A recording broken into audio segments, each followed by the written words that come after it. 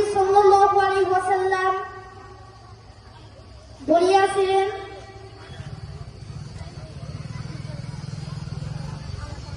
عن أبي هريرة رضي الله تعالى عنه قال قال رسول الله صلى الله عليه وسلم أقل دينك قال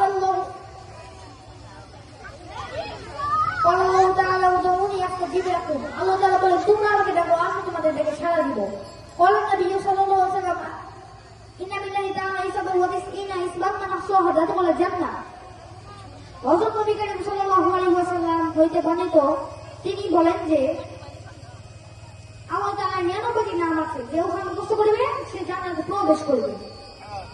সুবহানাল্লাহ। তার জন্য ইনশাআল্লাহ সকলেই আল্লাহ তাআলার পবিত্র নামগুলো মুখস্থ করব, তাহলে আমরা জান্নাতে প্রবেশ করতে পারবো। আমরা সকলেই জানি শিরক সম্পর্কে, যে কেউ না জানে তাহলে আমি বলে দিচ্ছি। শিরক হচ্ছে আল্লাহ তাআলা ব্যতীত কারো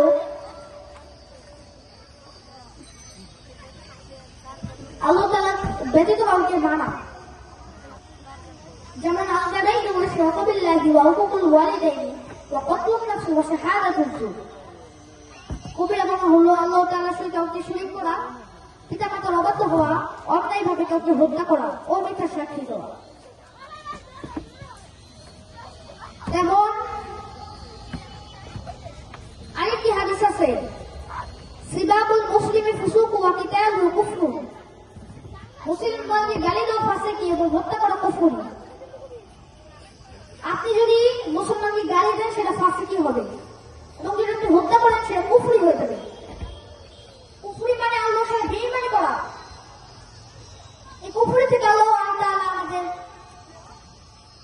ব্যতীত রাখুন। সকলে বলে আলহামদুলিল্লাহ। ইনশাআল্লাহ